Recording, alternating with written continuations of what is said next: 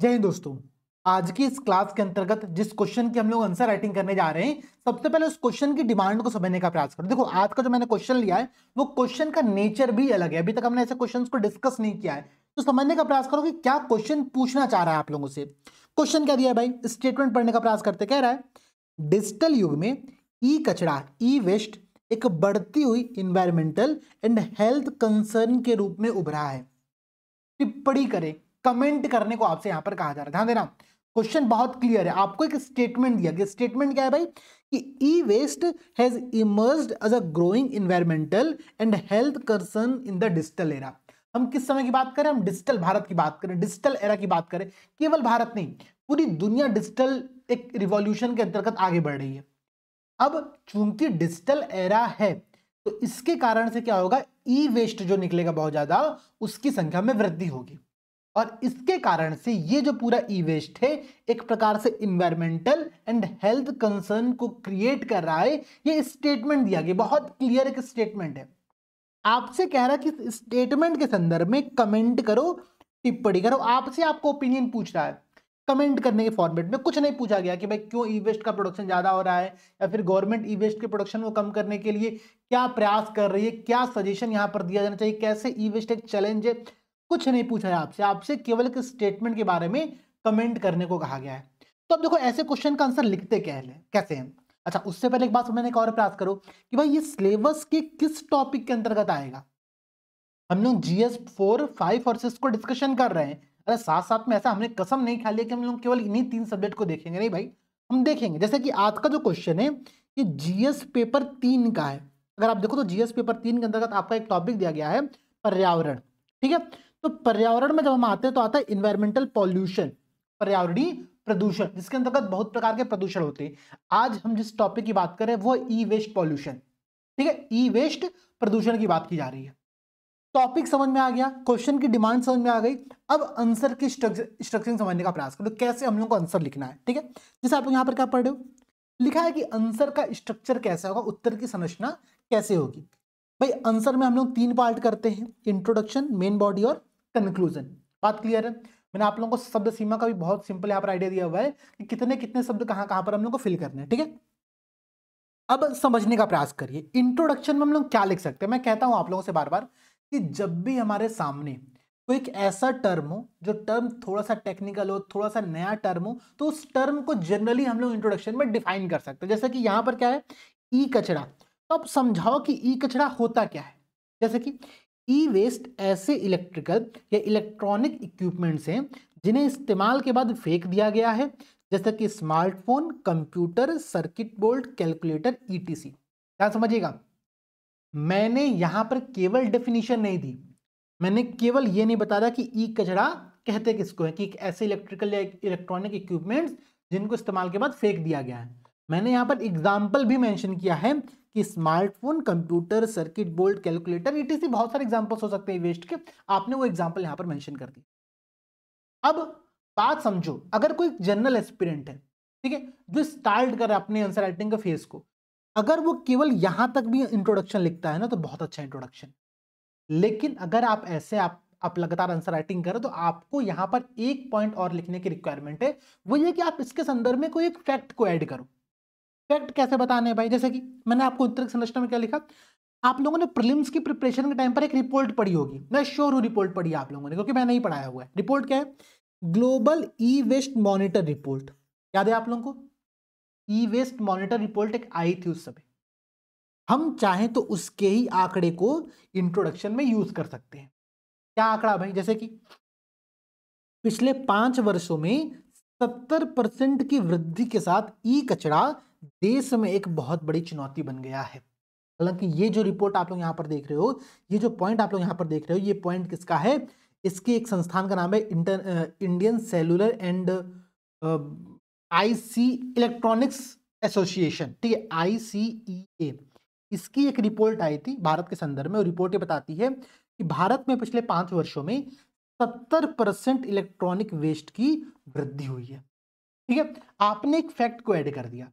तो देखो, इंट्रोडक्शन ना केवल हमको डेफिनेशन या फिर एग्जांपल नहीं मेंशन करने। अगर हमारे पास करंट अफेयर्स से रिलेटेड कोई डाटा है, कोई फैक्ट है, कोई रिपोर्ट है, हम उस रिपोर्ट को या उस फैक्ट को अपने इंट्रोडक्शन में यूज करेंगे, और साथ साथ में हम यहाँ पर मेंशन करेंगे इस रिपोर्ट का सोर्स क्या है। तो हम बता देंगे कि भाई ये सोर्स है। मैंने आपको एक रिपोर्ट और बताया, global e waste monitor report. आप चाहो तो इसकी भी डाटा को यूज कर सकते हो। अच्छा, मैं आपको यहीं पर एक डाटा बता भी दे रहा हूँ। Global e waste monitor report कहता है कि अमेरिका और चाइना के पश्चात भारत जो है पूरे विश्व में ई वेस्ट का प्रोडक्शन करने में, ठीक है, पूरे विश्व में थर्ड स्थान पर आता है। मतलब हम पूरे विश्व में तीसरे सबसे बड़े देश हैं जो कि ई वेस्ट को उत्पादन करते हैं। सबसे ज्यादा ई वेस्ट हमारे यहाँ पर है, थर्ड नंबर पर। ठीक है, एक आंकड़ा आप चाहो तो इसको भी इंट्रोडक्शन में ही यूज कर सकते हो। तो समझे आप लोगों ने इंट्रोडक्शन। देखो इंट्रोडक्शन इफेक्टिव कैसे बनेगा। एक तरीका है, एक एस्पिरेंट है जो केवल इंट्रोडक्शन में ई कचरा को डिफाइन कर रहा है, उसके एग्जांपल लेकर के आ रहा है। दूसरा एक एस्पिरेंट है जो कि उसमें एक फैक्ट को भी एड ऑन कर रहा है, जो कि भारत के संदर्भ में ई वेस्ट के चैलेंज को बता रहा है।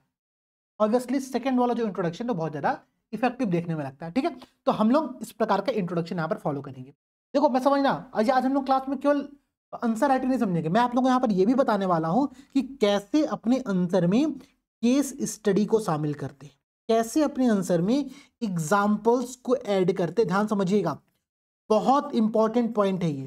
ठीक है, जनरली हम लोगों के पास ऐसे बहुत सारे केस स्टडी होते, एग्जाम्पल्स होते, बट हम उसको मेंशन नहीं कर पाते क्योंकि हमको पता ही नहीं कैसे प्रेजेंट करना है उसको अपने आंसर में।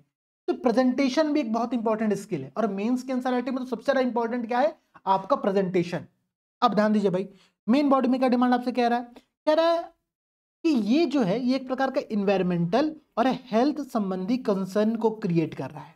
ठीक है, तो हम मेन बॉडी में इसी टर्म को डिफाइन करेंगे, इसी टर्म को एक्सप्लेन करेंगे। कैसे भाई, देखो ई कचरे की चुनौतियां, क्या चुनौतियां भाई, ई कचरे में बहुत सारे खतरनाक पदार्थ होते हैं जिनका अगर ठीक से उपचार ना किया जाए तो वे पर्यावरण और मानव स्वास्थ्य, ध्यान दीजिएगा क्वेश्चन की डिमांड थी इन्वायरमेंटल क्राइसिस और ह्यूमन हेल्थ क्राइसिस, दोनों के बारे में बात कर रहा था।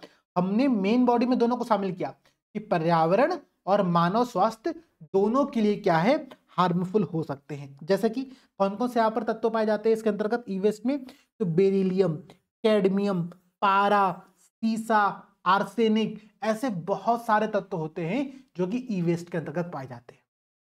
अब ये किस प्रकार से पर्यावरण संबंधी चिंताएं को उत्पन्न कर रहा है और किस प्रकार से स्वास्थ्य संबंधी चिंताएं को उत्पन्न कर रहा है, दोनों को हम लोग को हेडिंग डाल के यहाँ पर एक्सप्लेन करना चाहिए। ठीक है, बहुत सारे दोस्तों ने क्या किया अपने आंसर राइटिंग में, जब मैं उन लोगों की कॉपी देख रहा था तो उन्होंने टेबल फॉर्मेट बना करके इस बात को यहाँ पर इन्वायरमेंटल क्राइसिस और यहाँ पर हेल्थ क्राइसिस को एक्सप्लेन किया। बहुत अच्छा तरीका है, वेरी गुड। मतलब अगर आप ऐसे भी प्रेजेंट करते हो अपने आंसर को तो बहुत अच्छा लगता है। ठीक है, अब ध्यान दीजिएगा भाई, किस प्रकार के पॉइंट को मेंशन किया सकता है, जैसे कि इन्वायरमेंटल क्राइसिस कैसे, क्योंकि हमको पता ही नहीं है कि ई वेस्ट को डंप कैसे करना है। भाई हमारा फोन खराब हो गया, हमको एक नया फोन लेना है, फोन कहीं बिक नहीं रहा है, हमने फेंक दिया कबाड़े में, खुले में डंपिंग कर रहे हैं, हम कहीं पर भी फेंक दे रहे हैं। पता चला उसी कचरे को ले आकर के नगर निगम क्या कर रहा है, जला दे रहा है। ठीक है, तो जलाने से क्या हो रहा है कि ई कचरे का अनुचित निपटान किया जा रहा है, उससे जो एयर पॉल्यूशन क्रिएट हो रहा है वो बहुत ज्यादा तेजी से नुकसान कर रहा है हेल्थ को। ठीक है, कोई कार्बन मोनोऑक्साइड निकलेगा और अन्य जो पॉल्यूशन वाली हार्मफुल गैस है जो वहां पर निकलती है। तो खुले में डंपिंग इसका एक सबसे बड़ा चैलेंज है। कारण क्या है कि भारत में अगर आप देखोगे तो एक रिपोर्ट कहती है, रिपोर्ट बताती है कि भारत में लगभग 90% ई वेस्ट का जो कलेक्शन होता है ना, वो भी अनौपचारिक सोर्स पर होता है। मतलब कोई फॉर्मल स्ट्रक्चर हमारे पास नहीं है ई वेस्ट के कलेक्शन को लेकर के, हम बेहद इनफॉर्मल मैनर में वो काम कर रहे हैं। जैसे वो रेक्टिकर्स होते हैं ना, ठीक है, जो कचरा बिनते हैं रास्तों से, उनके द्वारा ही बहुत सारे ऐसे इनफॉर्मल वे में ई वेस्ट का कलेक्शन किया जा रहा है। ठीक है, तो खुले में डंपिंग तो एक बहुत बड़ी समस्या है ये, जिसके कारण से ध्यान दीजिएगा मिट्टी, पानी, हवा, ये सब क्या हो रही है, प्रदूषित हो रही है। ठीक है, और समझो भाई, इसके अंतर्गत बहुत सारे विषाक्त पदार्थ होते हैं जो कि भूजल और सतही जलों में घुलकर, मतलब ग्राउंड वाटर और सरफेस वाटर में घुल जाते हैं, जिसके कारण से पूरा इकोसिस्टम प्रभावित होता है। कैसे भाई, आप देखो तो वेस्ट बंगाल के पूरे एरिया में आर्सेनिक जो है बहुत बड़ी मात्रा में ग्राउंड वाटर में पाया जाने लगा है। तो अब आर्सेनिक के कारण से क्या हो रहा है ना कि पूरा वो वाटर पॉल्यूट हो चुका है।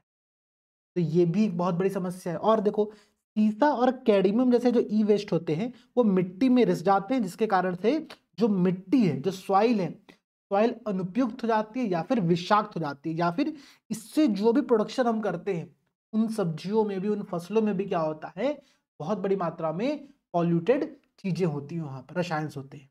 ठीक, ई कचरे में बहुत सारे ऐसे चीजें होती है जो यहाँ पर तो हमने डिस्कस ही कर लिया कि पानी में घुल जाते हैं, इसको हटा दीजिए। वायु प्रदूषण होता है जब इसको हम ओपन में जलाते हैं, ठीक है।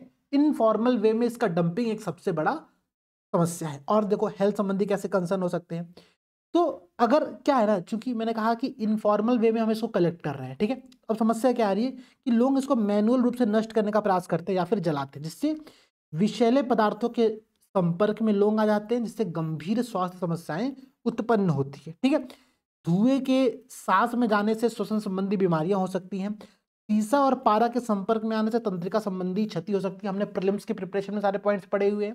कुछ रसायन जैसे कि कैडमियम ब्रोमिनेटेड फ्लेम रिटार्डेंट्स के लंबे समय तक संपर्क में रहने से कैंसर और अंग क्षति का खतरा बढ़ जाता है। पानी और मिट्टी में क्या होता है, बहुत सारे केमिकल्स घुल जाते हैं, जिससे कि जो वो खाद्य श्रृंखला में शामिल होते हैं। मैंने आपको समझाया ना कि मिट्टी में अगर पॉल्यूशन जा रहा है, वाटर में अगर पॉल्यूशन जा रहा है, तो वो आपके फूड साइकिल में शामिल हो रहा है, जिससे क्या होगा कि मनुष्य के शरीर में बहुत तरह के रोग भी यहाँ पर उत्पन्न होने लगते हैं, ठीक है। तो ई वेस्ट इस प्रकार से इन्वायरमेंटल और हेल्थ कंसर्न को क्रिएट कर रहा है। आपने ये सारे पॉइंट्स यहाँ पर बता दिए। अब चूंकि हमको केवल कमेंट करने को कहा गया, तो हम कुछ कुछ यहाँ पर ये पॉइंट भी बताएंगे कि किस प्रकार से इसके निपटान के लिए हमारे पास एक बहुत ही अपर्याप्त इंफ्रास्ट्रक्चर डेवलपमेंट है, ठीक है। क्या है भाई, तो आईसीईए वही संगठन जो मैं आप लोगों को बताया था कि Indian cellular and electronic association, इस रिपोर्ट के अनुसार भारत का 95% जो ई वेस्ट है, अच्छा 95% जो ई वेस्ट है वो इनफॉर्मल वे में पुनर्चक्रित किया जाता है।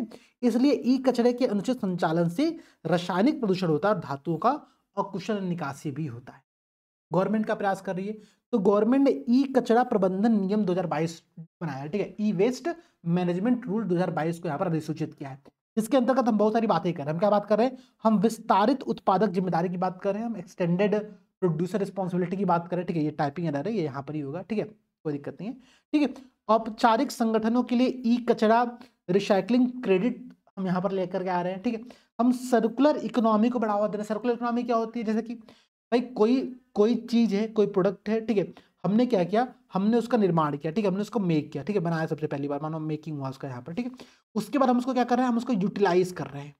यूटिलाइज के बाद क्या हो रहा है, फिर से वो रीयूटिलाइज हो रहा है। रीयूटिलाइज के बाद क्या हो रहा है, यहाँ पर रीमेक फिर से किया जा रहा है, उसी चीज को हम पुनर्निर्माण करें, पुनः उत्पादन करें, और वो फिर से रिन्यू होकर क्या हो रहा है, मार्केट में आ रहा है, ठीक है। तो इससे क्या होता है ना कि ई वेस्ट का प्रोडक्शन कम होता है।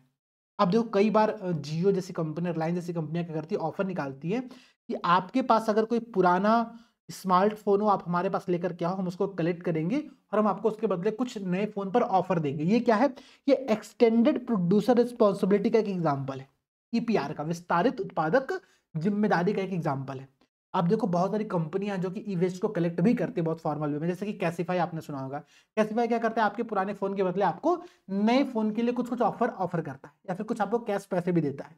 तो ऐसे सिस्टम्स यहाँ पर चल रहे हैं। ये क्या है, ये पूरी व्यवस्था को हम लोग कहते हैं सर्कुलर इकोनॉमी। हम चीजों को क्या कर रहे हैं, बार बार उसको रिसाइकल, रीयूज एंड फिर से उसको हम रिन्यू कर रहे हैं। ये भी एक सिस्टम यहाँ पर फॉलो किया जा रहा है। इसके अलावा अब मैंने आपको कहा था कि मैं कुछ आपको एग्जांपल्स ऐड करना सिखाऊंगा। देखो कैसे एग्जांपल्स ऐड करते हैं मैं जब अभी इसका आंसर राइटिंग मॉडल आंसर तैयार करा रहा था, मैंने आपको देखा कि मैंने कुछ एग्जांपल्स ऐसे देखे जो कि बहुत यूनिक एग्जांपल है। जैसे कि ई अपशिष्ट एटीएम, आप सबने एक एटीएम देखा हो, उसको हम कहते हैं प्लास्टिक वेस्ट एटीएम। कि आपके पास प्लास्टिक की बोतल अगर खाली है तो आप लेकर के आइए, 20 बोतल लेकर के आएंगे, आपको तो 10 रुपए मिलेगा, 5 रुपए मिलेगा। ऐसे बहुत सारी जगहों पर एटीएम्स लगे रहते हैं।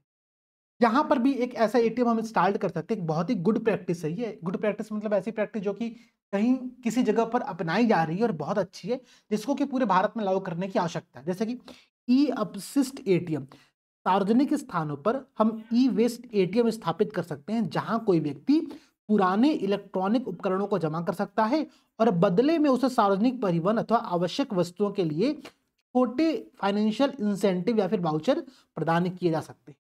ऐसे करके हमने यहाँ पर एक केस स्टडी बता दी, गुड प्रैक्टिस बता दी।